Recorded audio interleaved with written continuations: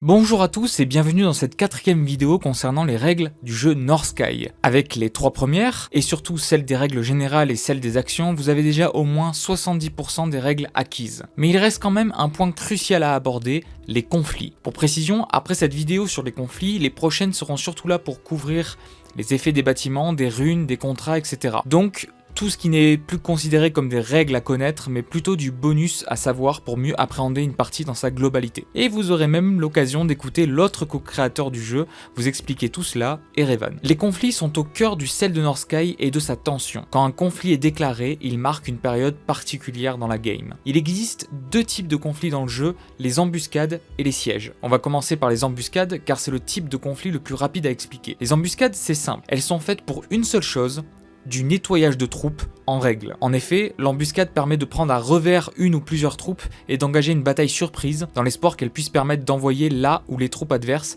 en zone de repos et donc incapaciter l'adversaire grandement. L'embuscade ne permet néanmoins pas de gagner des points de réputation. Si vous avez regardé la vidéo précédente des règles concernant les actions, et si ce n'est pas le cas, je vous conseille vivement de la voir avant, vous avez pu voir qu'une embuscade se lance en défaussant une carte de notre main qui contient l'action embuscade et uniquement en phase 2. Et lorsqu'on fait cela, on a le droit, tout comme un déplacement normal, à 2 points de déplacement. Sauf que la condition supplémentaire, c'est qu'il faut que chaque troupe déplacée grâce à une embuscade doit terminer son mouvement sur une seule région contenant au moins une troupe adverse. À ce moment-là, l'embuscade peut commencer et la partie se fige instantanément, car l'embuscade doit se résoudre immédiatement. Pour résoudre une embuscade, on va d'abord compter les points de puissance engagés sur la région par les troupes qui y sont actuellement. Donc par exemple, le joueur bleu ici possède 3 points de puissance, car 2 points de puissance pour une troupe de niveau 2 et 1 point de puissance pour une troupe de niveau 1. Et le joueur rouge possède 2 points de puissance pour une troupe de niveau 2. Puis, on va voir où se passe l'embuscade. Car si l'embuscade se déroule sur une région qui contient une colonie, le joueur qui détient la colonie rajoute 1 point de puissance dans son camp en soutien. Ce qui nous amène maintenant à 3 contre 3, car c'est une colonie rouge. Puis, on va rajouter 1 point de puissance bonus à celui qui a lancé l'embuscade, en l'occurrence c'était le joueur rouge, donc un score de 4 pour le joueur rouge contre 3 pour le joueur bleu. Mais ce n'est pas tout.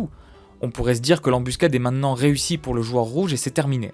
Alors qu'en réalité, c'est le moment de faire ce qu'on appelle une phase de renfort immédiate. Chaque joueur va, depuis sa main et en secret, préparer une ou plusieurs cartes à défausser pour ajouter le total de la valeur en renfort de ces cartes à l'embuscade. Les joueurs peuvent aussi décider, en secret aussi, de ne pas jouer de cartes de leur main pour leur valeur en renfort. Mais aucun joueur ne peut défausser des cartes à 0 renfort. Après que chaque joueur ait préparé en secret ses cartes, les joueurs les révèlent en même temps. Et ils ajoutent les points de puissance en plus de ces dernières tout en les défaussant. Dans ce cas, le joueur rouge défausse 2 cartes à 2 renforts, donc 4 renforts, et le joueur bleu une carte à 3 renforts. Ce qui donne un résultat de 8 points de puissance pour le joueur rouge et 6 pour le joueur bleu. À ce moment-là, les deux jarls peuvent, en voyant la tournure de l'embuscade, défausser des conspirations de renfort s'ils en possèdent, pour peut-être faire renverser l'issue du combat. Si personne ne défausse de conspiration, l'embuscade est finie, et dans cet exemple, le joueur rouge gagne l'embuscade. C'est le moment de résoudre les pertes en troupes de chacun. Le joueur bleu, perdant de l'embuscade, perd toutes ses troupes sur la région. Dans cet exemple, une seule troupe qui revient au niveau 1 en zone de repos. Le joueur rouge, lui, perd le quart de sa puissance engagée en troupe initiale arrondie à l'inférieur. Il ne perd aucun point de puissance. S'il devait en perdre, et je le répète, ce n'est pas en troupe, mais bien en point de puissance. Donc par exemple, une troupe de niveau 2 qui devient niveau 1 par exemple, etc. Si les deux joueurs avaient été à égalité dans une embuscade, après la phase de renfort immédiate et les conspirations de renfort, il ne se serait passé absolument rien, à part le fait que les deux jarls auraient défaussé des cartes de leur main. Ce qui est déjà quelque chose de pénalisant, puisqu'on rappelle à quel point avoir des cartes en main est important. Deux dernières choses à préciser pour les embuscades, on ne peut rien défausser à part des renforts de notre main et des renforts de conspiration dans une embuscade. C'est une attaque surprise, donc pas de runes à défausser. Et la dernière précision, c'est que l'on peut déclencher une embuscade alors qu'il y a déjà des troupes que nous contrôlons sur la région de la future embuscade. Car je ne l'ai pas précisé sur la vidéo des actions, mais chaque troupe peut se déplacer librement sur l'archipel et être sur une région où se trouvent des troupes ennemies sans qu'il ne se passe rien, puisqu'il faut de toute façon défausser une carte pour provoquer un conflit. Maintenant, nous allons parler de l'aspect le plus demandeur en temps, en argent et en concentration de North Sky, les sièges. On le rappelle, un siège réussi, c'est 2 points de réputation. C'est immense comme gain, immense comme ce qu'il faut investir pour l'acquérir. Premièrement, le fait de déclarer un siège demande de défausser une carte de notre main avec un symbole de déclaration de siège dessus. De plus, il faut qu'au moins une troupe que l'on contrôle soit sur une région où se trouve une colonie adverse au préalable. Lorsqu'un siège est déclaré, on pose la troupe sur la colonie pour signifier la présence du siège.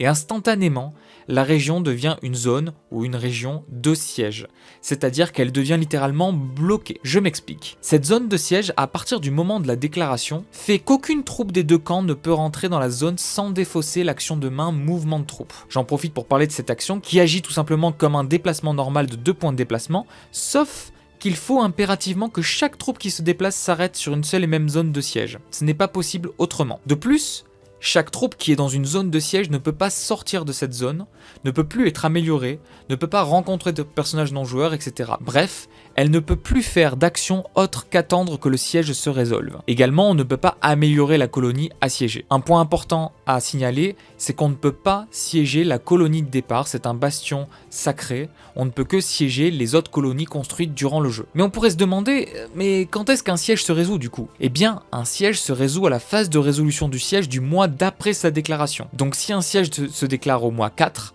il se résoudra à la phase de résolution du siège du mois 5. On a donc environ un tour et demi pour faire en sorte de pouvoir alimenter le siège en points de puissance et préparer ses cartes pour la phase de renfort du siège. En plus du mouvement de troupes pour amener des troupes de l'extérieur durant le tour et demi du siège, l'attaquant peut par exemple jouer un bélier à la colonie pour diviser ses points de puissance par 2, je vous renvoie à la vidéo des actions, ou jouer une rune qui permet d'augmenter ses points de puissance selon si nous initions ou subissons le siège. Prenons cet exemple. Bleu a déclaré un siège à rouge sur cette colonie avec cette troupe de niveau 2 au mois 5. Il défausse une carte avec le symbole de siège et pose sa troupe sur la colonie. Cette zone devient une zone de siège et ce dernier se résoudra à la fin du mois 6. On peut déjà tenir le compte des points de puissance car cela peut beaucoup varier durant le tour et demi. Nous avons donc 2 pour le joueur bleu de par sa troupe, contre 4 pour le joueur rouge car on rappelle qu'une colonie de niveau 2 génère 4 points de puissance. Le tour se poursuit et le joueur bleu arrive à emmener avec un mouvement de troupe une troupe supplémentaire de niveau 2 depuis l'extérieur. Il passe donc à 4 contre 4 pour rouge. Vient la phase 1 du mois d'après, le mois 6. Bleu a gardé depuis longtemps une rune qui permet d'augmenter de 2 un siège qui l'initie. Il passe à 6 contre 4 pour rouge. Rouge arrive avec un mouvement de troupe à ramener 2 autres troupes de niveau 1 car il n'avait pas assez d'argent et d'actions pour les améliorer avant ou simplement il voulait faire autre chose de ses actions. Il passe donc à 6 contre 6. Puis bleu joue également un bélier qui divise les points de puissance de la colonie de rouge par 2. Le compte est maintenant de 6 contre 4.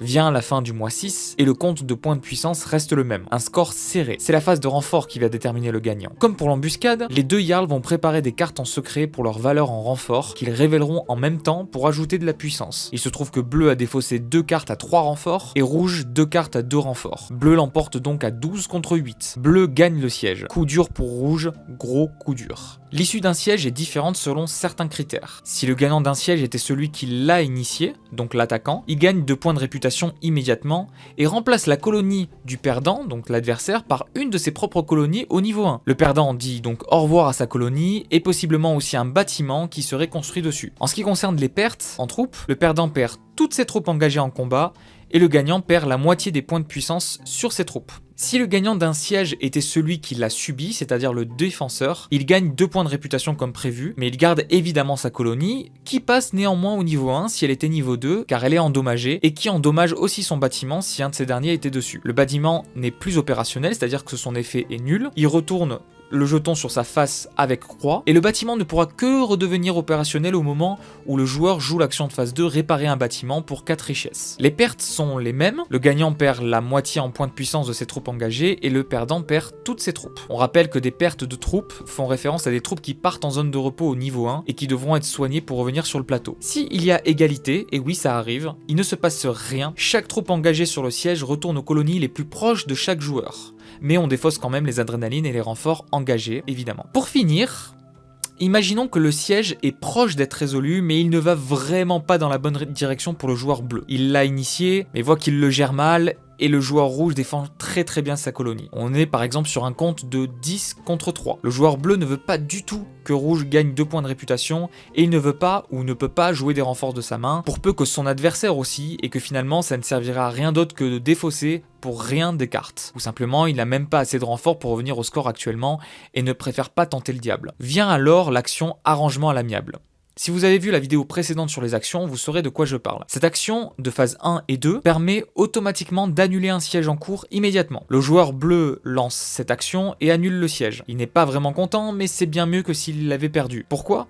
Parce que malgré qu'ils perdent 1 point de réputation à cause de l'arrangement à l'amiable, ils privent l'autre de 2 points de réputation, ce qui fait une différence d'1 seul point et non 2. Mais également, ils gardent toutes ses troupes, et chaque troupe se disperse aux colonies les plus proches de chaque joueur comme une égalité. Ouf! Cela marche aussi évidemment dans le sens où Rouge aurait été mal en point, il aurait pu également préserver sa colonie et son éventuel bâtiment avec un arrangement à l'amiable. Mais le coup est quand même lourd, 1 point de réputation perdu. Arrangement à l'amiable est un vrai dilemme à prévoir, anticiper et jouer si l'on sait que ça nous apportera plus dans le futur que ça nous handicapera. Et oui, faire de l'intimidation et de l'adaptation, c'est 2 pans importants. Il y a un dernier point que l'on doit aborder avant de terminer cette vidéo, c'est celui des adrénalines, car c'est aussi un bon moyen d'intimider l'adversaire et je vais vous expliquer pourquoi. L'adrénaline, si vous avez vu la vidéo sur les actions, permet d'acheter un jeton adrénaline pour 3 richesses et qui procurera un bonus de 2 points de puissance pour un siège ou une embuscade. Mais vous me direz, pourquoi on n'en a pas parlé avant? Eh bien tout simplement parce que l'adrénaline doit être injectée à une troupe juste avant la phase de renfort, que ça soit en embuscade ou en siège. Ça ne coûte aucune décision, c'est une réaction. Le fait est que comme chaque Jarl peut voir qui possède des adrénalines ou pas, on peut déjà intimider en indiquant aux adversaires ou à l'adversaire subtilement que si j'en possède, je pourrais en injecter à une ou des troupes d'un conflit avant la phase de renfort ou pas. Et l'adversaire également. On rappelle que l'on ne peut injecter qu'une seule adrénaline par troupe.